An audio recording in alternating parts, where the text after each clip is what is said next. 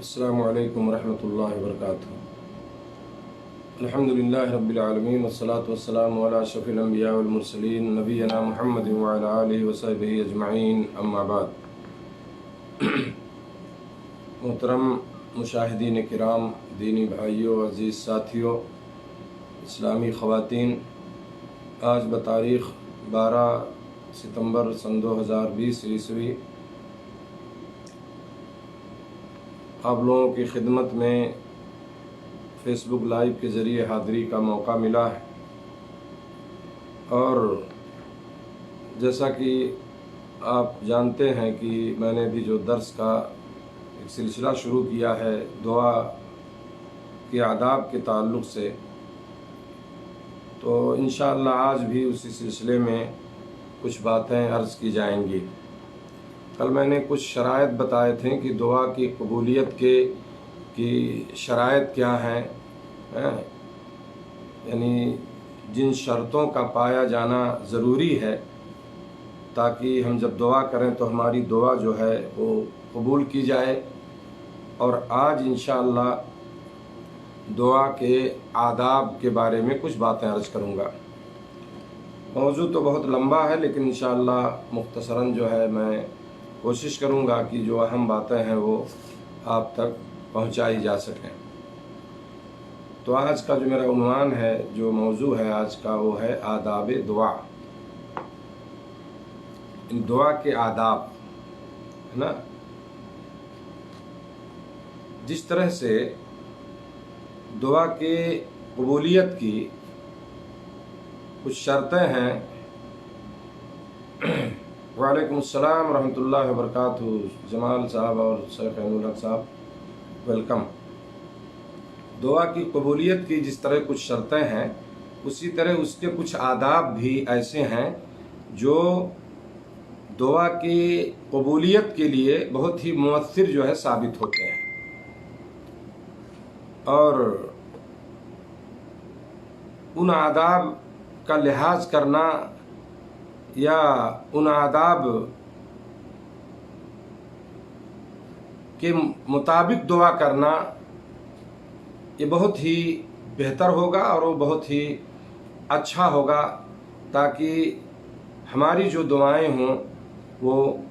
قبول ہو سکیں۔ تو وہ کچھ آداب میں آپ کو بتانا چاہتا ہوں۔ ان آداب میں سے سب سے پہلی چیز میرے دوستو یہ ہے، سب سے پہلا ادب یہ ہے کہ باوضو ہو کر دعا کی جائے، یعنی طہارت اور وضو کا خیال رکھا جائے۔ طہارت اور پاکیزگی جو ہے ہماری شریعت میں، جہاں نماز کے لیے، قرآن پڑھنے کے لیے وہ لازمی ہے، وہیں یہ بہت ہی پسندیدہ اور ایک بہت ہی بہترین اور مطلوب جو ہے ایک صفت ہے۔ پاک صاف رہنے والے بندوں سے اللہ تعالیٰ محبت کرتا ہے، جیسا کہ اللہ نے فرمایا سورہ توبہ میں، واللہ یحب المطہرین، اللہ تعالیٰ پاک صاف رہنے والوں سے محبت کرتا ہے۔ اس لیے میرے دوستو دعا و مناجات سے پہلے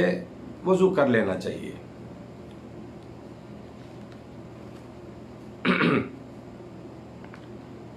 اور چونکہ دعا بھی اللہ کا ذکر اور عبادت ہی ہے، جیسا کہ حدیث گزر چکی ہے پہلے، آپ صلی اللہ علیہ وسلم نے فرمایا دعا هو العبادہ، دعا عبادت ہی ہے۔ اور دوسری روایت ہے افضل العبادت الدعاء، افضل ترین عبادت جو ہے اللہ سے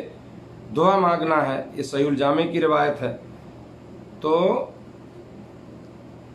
دعا بھی جب اللہ کا ذکر ہے اور اس کی عبادت ہے، اس کے لیے بھی ہمیں طہارت اور وضو کرنا چاہیے، اور باوضو ہو کر کے ہمیں دعا مانگنی چاہیے، ہے نا، دعا کرنی چاہیے۔ دوسری چیز جو اس سلسلے میں میرے دوستوں وہ ہے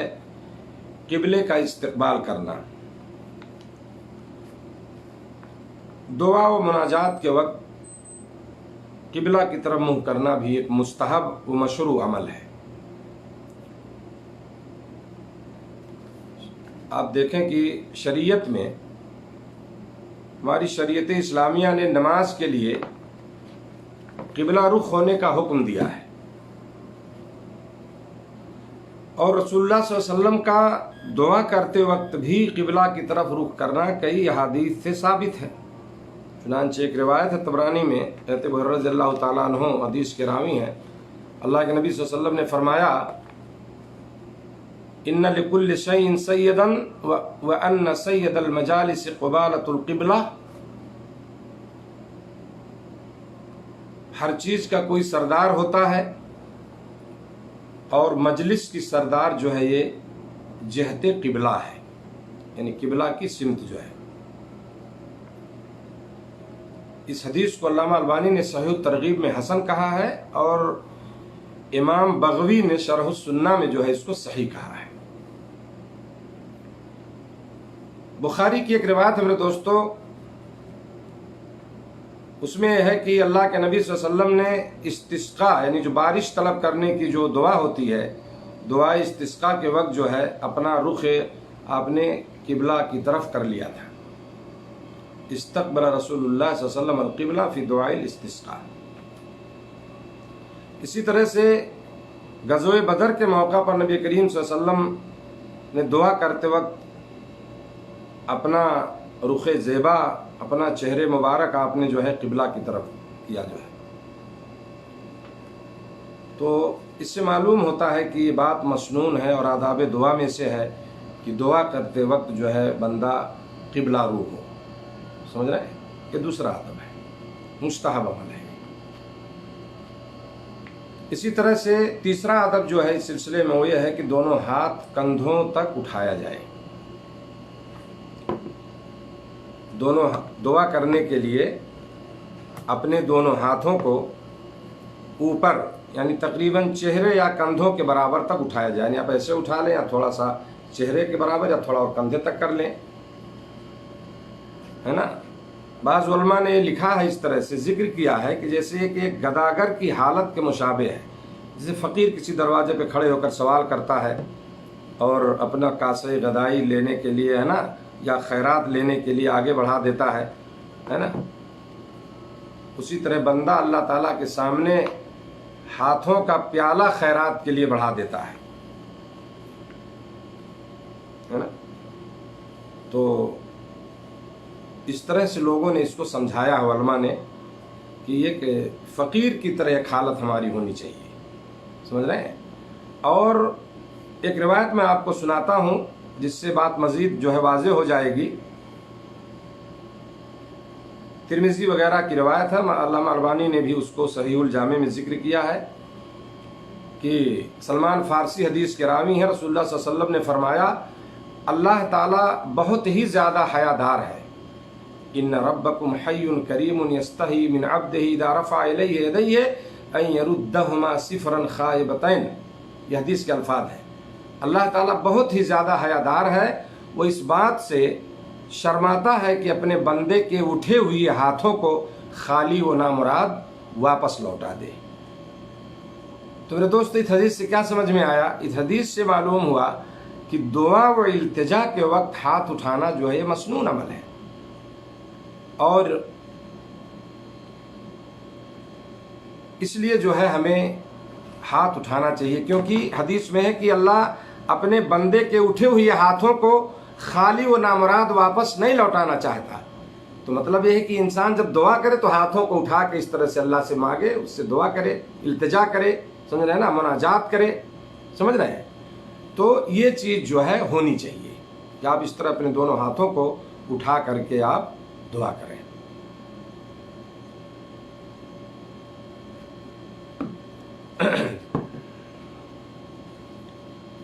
اسی طرح میرے دوستو ایک چیز یہاں میں بتا دینا چاہتا ہوں تاکہ مسئلہ جو ہے واضح ہو جائے، جیسا کہ بعض علماء نے اس چیز کو ذکر کیا ہے کہ حضرت انس کی ایک حدیث ہے جس میں یہ ہے کہ نبی کریم صلی اللہ علیہ وسلم دعا کرتے وقت اپنے ہاتھوں کو اوپر نہیں اٹھاتے تھے سوائے دعائے استسقاء کے، یعنی دعائے استسقاء کے وقت کے آپ نہیں اٹھاتے تھے۔ اس حدیث سے مطلقاً ہاتھ اٹھانے کی نفی مراد نہیں ہے کہ آپ نے ہاتھ ہی نہیں اٹھایا ہے، بلکہ رفع الیدین فی الاستسقاء کی طرح، یعنی جو استسقاء میں جس طرح آپ اپنے ہاتھوں کو اٹھاتے تھے، ہے نا، وہ اس طرح مبالغہ کرنے کی نفی مراد ہے، جیسا کہ بلوغ المرام کی شرح میں جو ہے شرح سبل السلام میں علامہ امیر صنعانی نے اس کی وضاحت کی ہے۔ اور ایک بات ہمیں بھی سمجھنی چاہیے کہ ہاتھ اٹھا کر دعا کرنا اس وقت آداب دعا سے ہوگا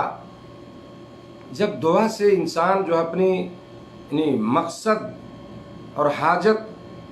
طلب کر رہا ہو، سمجھے نا، یعنی کوئی اللہ سے کچھ مانگ رہا ہے، کوئی اللہ سے کے سامنے کوئی اپنی ضرورت پیش کر رہا ہے اپنی حاجت براری کے لیے، سمجھ رہے ہیں نا، یعنی اس کا مقصد دعا سے یہ ہو۔ ہر دعا اور اذکار میں ہاتھ اٹھانا یہ ادب نہیں ہے، جیسے کسی دعا کو ذکر کی نیت سے پڑھنا، یا صبح و شام کی دعائیں ہیں، سونے کے وقت، سونے سے اٹھنے وقت، بیت الخلاء میں جانا، نکلنا، مسجد میں جانا، مجلس سے اٹھنا، اس وقت کی دعا، تو ان دعاؤں میں ہاتھ اٹھانا جو ہے، جیسا کہ علماء نے ذکر کیا کہ یہ خلاف ادب ہے۔ وہاں نہیں اٹھانا کہ اب آپ ایسے ہاتھ اٹھا کر کے دعا کریں گے، یا اس طرح ہاتھ اٹھا کے آپ کہیں گے مسجد میں جا رہے ہیں تو مانگیں گے، نہیں، وہاں یہ نہیں مطلوب ہے۔ آپ کچھ مانگ رہے ہیں اللہ سے، کہہ رہے ہیں نا، کچھ ضرورت اللہ کے سامنے پیش کر رہے ہیں، اللہ سے کچھ طلب کر رہے ہیں، تو وہاں پہ آپ ہاتھ اٹھا کر کے دعا کریں۔ باقی جو اذکار وغیرہ ہیں جو پڑھی جاتی ہیں، جیسا میں نے مثال دیا کچھ اذکار کا، تو وہاں پہ ہاتھ اٹھانا یہ درست نہیں ہے، یہ خلاف ادب ہے۔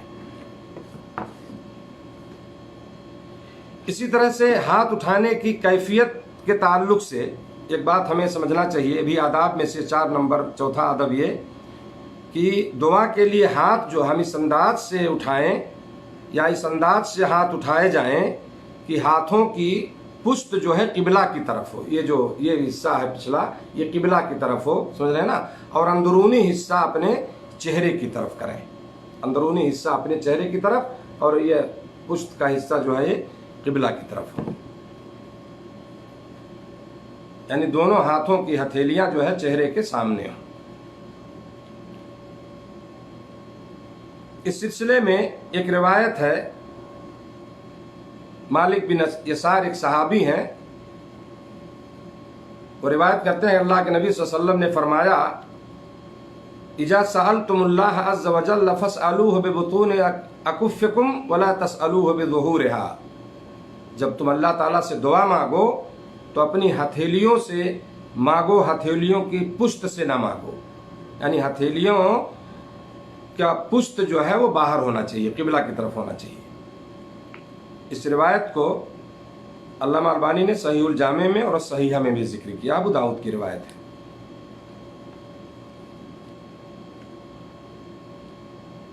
اسی طرح سے عبداللہ بن عباس رضی اللہ تعالیٰ عنہما سے ایک حدیث مروی ہے جس کے الفاظ یہ ہیں، صلی اللہ ببطون اکفکم ولا تسألوہ بظہورہا،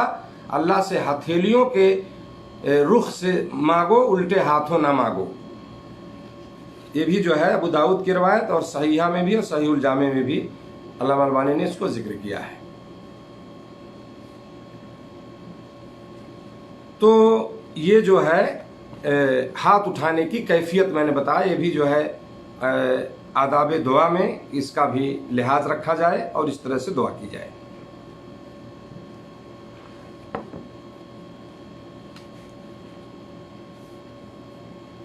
اسی طرح سے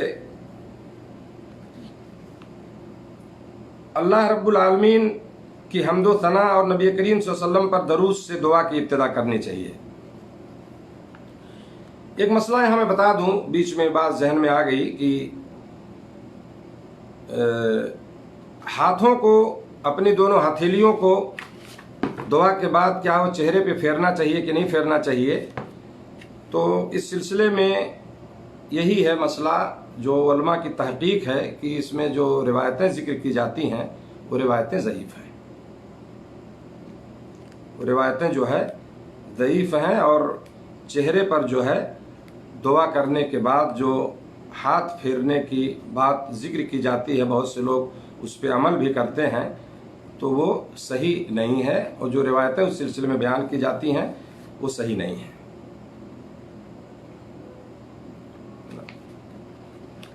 اور یہاں تک کہ بعض علماء نے ذکر کیا کہ وہ سب روایتیں جو ہے جتنی ہیں وہ سب ضعیف روایتیں ہیں. تو احتیاط یہی ہے کہ اس پہ چہرے پہ ہاتھ نہ پھیرا جائے، کیونکہ وہ کسی صحیح روایت سے وہ ثابت نہیں ہے. اسی طرح سے میرے دوستو، جو میں نے بتایا یہاں کہ پانچواں ادب جو میں ذکر کر رہا تھا، اللہ رب العالمین کی حمد و ثنا اور نبی کریم صلی اللہ علیہ وسلم پر درود سے دعا کی ابتدا کی جائے، یہ بھی دعا کے آداب میں سے ہے. دعا سے پہلے اللہ کی حمد و ثنا بیان کی جائے اور نبی کریم صلی اللہ علیہ وسلم پر درود پڑھا جائے اور پھر دعا کی جائے. جیسا کہ یہ بعض روایتوں سے یہ چیز ثابت ہے کہ انہی چیزوں سے ہمیں اپنی دعا کو شروع کرنا چاہیے. بلکہ ایک روایت ہے اس سلسلے میں حضرت انس کی، جسے علامہ البانی نے صحیح الجامع میں ذکر کیا ہے اور صحیحہ میں بھی ذکر کیا ہے کہ نبی صلی اللہ علیہ وسلم پر درود پڑھے جانے تک کل دعائن محجوب حتی یصلی علی النبی صلی اللہ علیہ وسلم، یعنی جب تک نبی صلی اللہ علیہ وسلم پہ درود نہ پڑھا جائے تو وہ دعا جو ہے وہ رکی رہتی ہے. تو یہ آداب ہیں، دعا کے آداب میں سے یہ چیزیں ہیں کہ اللہ کی حمد بیان کریں آپ، اس کے بعد جو ہے آپ کیا ہے دعا یعنی درود پڑھیں نبی صلی اللہ علیہ وسلم پر اور دعا کریں.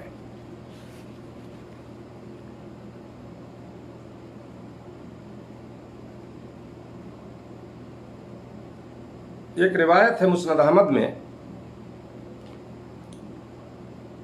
جس میں فضالہ بن عبید رضی اللہ عنہ فرماتے ہیں کہ ایک آدمی کو نبی کریم صلی اللہ علیہ وسلم نے نماز کے بعد دعا و مناجات کرتے ہوئے سنا. اس نے درود پاک نہیں پڑھا تھا، تو رسول اللہ صلی اللہ علیہ وسلم نے اس کو بلایا اور فرمایا کہ جب تم میں سے کوئی شخص نماز پڑھے اسے چاہیے کہ اللہ کی حمد و ثنا سے شروع کرے، پھر نبی کریم صلی اللہ علیہ وسلم پر درود پڑھے اور پھر اپنے لیے جو دعا چاہے مانگے. تو بہرحال اس قسم کی روایتوں سے علماء نے اسی چیز کو ثابت کیا ہے، جو استدلال کیا ہے کہ یہ آداب دعا میں سے یہ چیزیں ہیں کہ اللہ کی حمد اور نبی صلی اللہ علیہ وسلم پر درود بھیجا جائے، دعا کرنے سے پہلے اسی سے شروعات کی جائے. اسی طرح سے میرے دوستو، چھٹا ادب جو ہے دعا کے آداب میں سے وہ یہ ہے کہ توبہ کیا جائے اور آدمی اپنی غلطی کا، اپنے گناہ کا جو ہے اعتراف کرے اور توبہ کرے.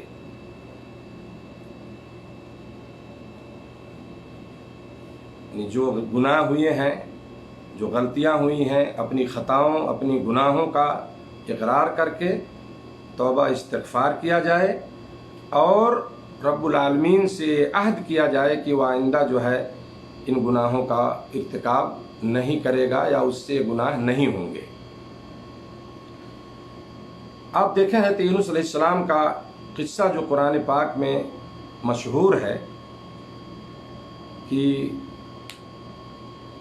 جب انہیں مچھلی نے اپنے پیٹ میں نگل لیا، سفر کر رہے تھے اور انہیں سمندر میں پھینک دیا گیا، مشہور واقعہ ہے. تو نجات کے لیے انہوں نے دعا کی تھی، تو اللہ تعالیٰ نے ان کی دعا کو شرف قبولیت سے نوازا اور انہیں مچھلی کے پیٹ سے نجات دلائی. سورہ انبیاء آپ پڑھیں گے، اس میں اللہ نے فرمایا ہے وَظَنُّونَ إِذْ ذَهَبَ مُغَاضِبًا فَظَنَّ أَن لَّن نَّقْدِرَ عَلَيْهِ فَنَادَىٰ فِي الظُّلُمَاتِ أَن لَّا إِلَٰهَ إِلَّا أَنتَ سُبْحَانَكَ إِنِّي كُنتُ مِنَ الظَّالِمِينَ. مچھلی والے یعنی یونس علیہ السلام کو یاد کرو، وہ غصہ سے چل دیے اور خیال کیا کہ ہم اسے نہ پکڑ سکیں گے. بالآخر وہ اندھیروں کے اندر سے پکار اٹھا کہ الہی تیرے سوا کوئی معبود نہیں، تو پاک ہے، بے شک میں ظالموں میں ہو گیا. سمجھے نا؟ تو لا الہ الا انت سبحانک انی کنت من الظالمین، یہ دعا ہے میرے دوستو ہے یونس علیہ السلام کی، بہت مشہور دعا ہے. تو اللہ تعالیٰ نے فرمایا آگے فاستجبنا له ونجیناہ من الغم وکذلک ننجی المؤمنین، تو ہم نے اس کی پکار سن لی اور اسے غم سے نجات دے دی اور ہم ایمان والوں کو اسی طرح سے بچا لیتے ہیں. ہیں۔ تو میرے دوستو، اپنے گناہ کا اعتراف کر کے توبہ استغفار کرنا چاہیے اور اپنی غلطی کو محسوس کر لینا چاہیے اسی وقت اگر غلطی ہو، اور اللہ رب العالمین سے جو ہے وہ توبہ اور استغفار کرنا چاہیے کہ اللہ میں نے گناہ کیا، مجھ سے غلطی ہوئی، رب العالمین تو معاف فرما دے۔ جیسا کہ بخاری اور مسند احمد میں نبی صلی اللہ علیہ وسلم کا ارشاد ہے کہ بندہ جب گناہ کر بیٹھے اور یہ کہے ربی اذنبت ذنبا فاغفر، اللہ میں نے گناہ کر لیا مجھے بخش دے، اس پر اللہ تعالیٰ فرماتا ہے کہ علم عبدی ان لہ ربا یغفر الذنب ویاخذ بہ، علم عبدی، سمجھ رہے ہیں نا، علم عبدی ان لہ ربا یغفر الذنب ویاخذ بہ، کیا میرے بندے کو اس بات کا علم ہے کہ اس کا رب ہے جو گناہ بخشتا اور ان پر پکڑ لیتا ہے، گرفت کرتا ہے، اور پھر فرماتا ہے غفرت لعبدی، میں نے اپنے بندے کو بخش دیا۔ تو جب ایک بندہ میرے دوستو رب سے اس کا اقرار کرتا ہے کہ اللہ میں نے غلطی کی اور مجھ سے گناہ ہو گئے ہیں تو اللہ تو مجھے بخش دے، تو اللہ رب العالمین جو ہے وہ فرماتا ہے کہ میرے بندے کو اس کا علم ہے، یعنی وہ جانتا ہے کہ اس کا رب ہے جو گناہ بخشتا ہے اور اس کی گرفت کرتا ہے اس گناہ پر، تو اللہ رب العالمین جو ہے اس کو بہت پسند کرتا ہے نا، اور فرماتا ہے کہ میں نے اپنے بندے کو بخش دیا۔ تو میرے دوستو، ہم انسان ہیں، ہم سے گناہ ہوتے ہیں، ہم سے غلطیاں ہوتی ہیں، ہمیں کیا ہے اللہ سے توبہ کرنی چاہیے، استغفار کرنی چاہیے